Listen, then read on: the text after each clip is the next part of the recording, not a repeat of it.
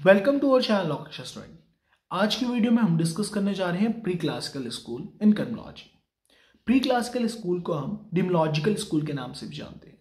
Oldest school of criminology saint Thomas Aquinas was the thinker of this school. अगर हम बात करते हैं प्री क्लासिकल स्कूल के बारे में तो ओल्डेस्ट स्कूल कहलाता है हमारा प्री क्लासिकल स्कूल क्रिमिनोलॉजी में। Saint Thomas Aquinas was the thinker of this school. अगर हम बात करते हैं थिंकर ऑफ दिस स्कूल के बारे में, यानी कि प्री क्लासिकल स्कूल के थिंकर कौन थे, तो saint Thomas Aquinas was the thinker of this school. During 17-18 century religion was at peak level. देखिए, इस स्कूल के दौरान यानी कि ड्यूरिंग 17-18 सेंचुरी जो रिलीजन था किस लेवल पे था, पीक लेवल पे था।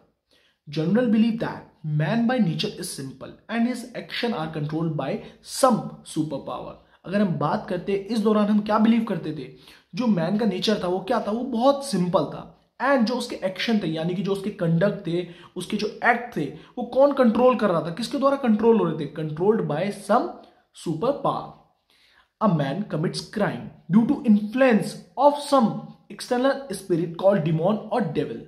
यानी कि अगर जो एक व्यक्ति है उसने क्राइम कमिट करा है तो उसने वो खुद से क्राइम कमिट नहीं करा था, due to influence of some external spirit. यानी कि कौन सी स्पिरिट, इविल स्पिरिट। यानी कि जो उसका एक्शन है, उसका कंडक्ट है, उसका एक्ट है, यानी कि जो उसने कमिट करा है क्राइम, वो उसने खुद से नहीं करा, कुछ एक्सटर्नल डेविल पावर्स ने क्या करा, उस पर कंट्रोल करा, उसका जो एक्शन है उससे वो एक्ट करवाया। यानी कि कमिट एक्चुअल में किसने करा है, evil powers, devil spirit. Clear?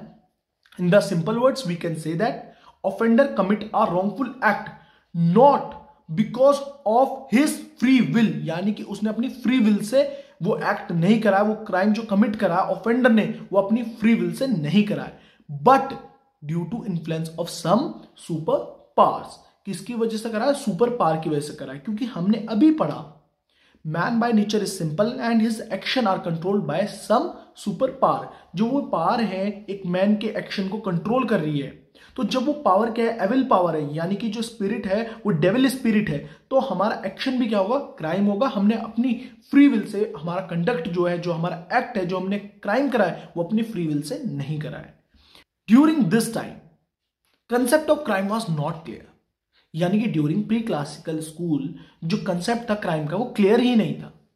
Come to the next, no attempts was made to investigate the real cause of crime.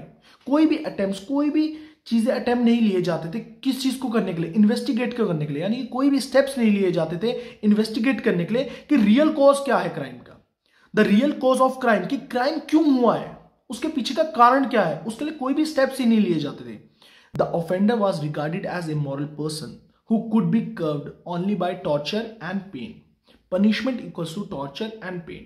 ठीक है, उस टाइम पे मानना क्या था हमारा, मैन क्या है, प्योर है, और जो उसके एक्शन है वो किसके द्वारा कंट्रोल करे जा रहे हैं, controlled by some super powers. अब जो पावर्स थी वो इविल थी और डेविल स्पिरिट थी, तो तब पर्सन उस सिचुएशन पे उसका जो एक्शन था वो क्या हो जाता था, क्राइम हो जाता था। मतलब यानी कि उस सिचुएशन पे वो कमिट करता था क्राइम। तो हम पनिशमेंट किसे दे रहे थे, हम पर्सन को पनिशमेंट नहीं दे रहे थे, उस पर्सन के जो एक्शन कंट्रोल कर रही थी डेविल स्पिरिट, उस डेविल स्पिरिट को क्या दे रहे थे, हम पनिशमेंट प्रोवाइड कर रहे थे। और उस टाइम की पनिशमेंट बहुत ज्यादा हार्श रहती थी, यानी कि खोलते हुए तेल में उस पर्सन को डाल देना। हम उस पर्सन को तो पनिशमेंट नहीं दे रहे, हम ऐसे चाहते थे, उस टाइम हमारी थिंकिंग क्या थी कि हम पनिशमेंट डेविल स्पिरिट को दे रहे हैं। क्लियर? तो आगे डेविल स्पिरिट किसी भी पर्सन को कैप्चर ना करे, और कोई भी पर्सन अगर कैप्चर नहीं होगा, यानी कि डेविल स्पिरिट कैप्चर नहीं करेगी, तो कोई भी क्राइम कमिट नहीं होगा। क्लियर? अब इसका क्रिटिज्म क्या था, यानी कि प्री क्लासिकल स्कूल को क्रिटिज्म किस तरीके से करा गया। The evolution of criminal law was yet eight rudimentary stage. Bracket में क्या लिख रखा है, इनिशियल स्टेज। यानी कि जो क्रिमिनल लॉ का इवोल्यूशन था वो कैसी स्टेज पे था, मतलब बिगिनिंग स्टेज पे था, इनिशियल स्टेज पे था। कोई भी क्रिमिनल लॉ का जो एक प्रॉपर इवोल्यूशन नहीं हुआ था। Hobbes suggested that fear of punishment at the hands of monarch was sufficient deterrent for the members of early society to keep away from the sinful acts which were synonymous to crime। यानी कि देखिए, Hobbes ने क्या कहा था, अगर आप मान रहे हैं कि एक मैन का जो कंडक्ट है वो किसके द्वारा हो रहा है, डेविल स्पिरिट के द्वारा हो रहा है, जब वो कमिट कर रहा है क्राइम। क्लियर?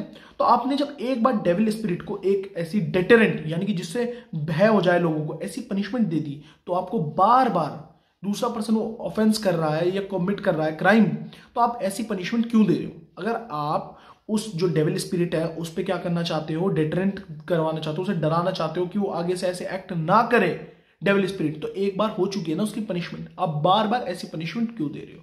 क्लियर? तो होप्स ने इन्हें क्या करा था, इस थ्योरी को, इस स्कूल को क्या करा था, क्रिटिसाइज करा था। और इस टाइम में जो इवोल्यूशन था क्रिमिनल लॉ का, वो कैसे था, बिगिनिंग स्टेज पे था, इनिशियल स्टेज पे था। होपफुली आप सभी को वीडियो अच्छी लगी हो, सारे कंसेप्ट आपके क्लियर हुए हो। प्री क्लासिकल स्कूल में अगर अभी भी कोई पॉइंट ऐसा समझ आपको नहीं आ रहा, कोई भी क्वेरी है, विदाउट हेजिटेट आप मुझे मेरे इंस्टाग्राम अकाउंट shubhamdobal.22 में डीएम कर सकते हैं, लिंक डिस्क्रिप्शन में। वीडियो अच्छी लगती है तो ज्यादा से ज्यादा लाइक करें, ज्यादा से ज्यादा अपना सपोर्ट दिखाइए, press bell icon for the new videos. Students देखिए, हम स्कूल ऑफ क्रिमिनोलॉजी में सारे ही स्कूल्स को सेपरेट वीडियो में कवर करेंगे, जिससे स्टूडेंट्स के लिए क्या रहे, कन्वीनियंट रहे। जिस स्टूडेंट को जोन सा स्कूल कवर करना होगा वो उस वीडियो को सेपरेटली क्या करेगा, प्ले कर सकेगा। वीडियो अच्छी लगती है प्लीज ज्यादा से ज्यादा सपोर्ट दिखाइए, आपके जो कमेंट्स रहते हैं मुझे बहुत मोटिवेट करते हैं। Thank you so much for your support, for your love. Have a nice day.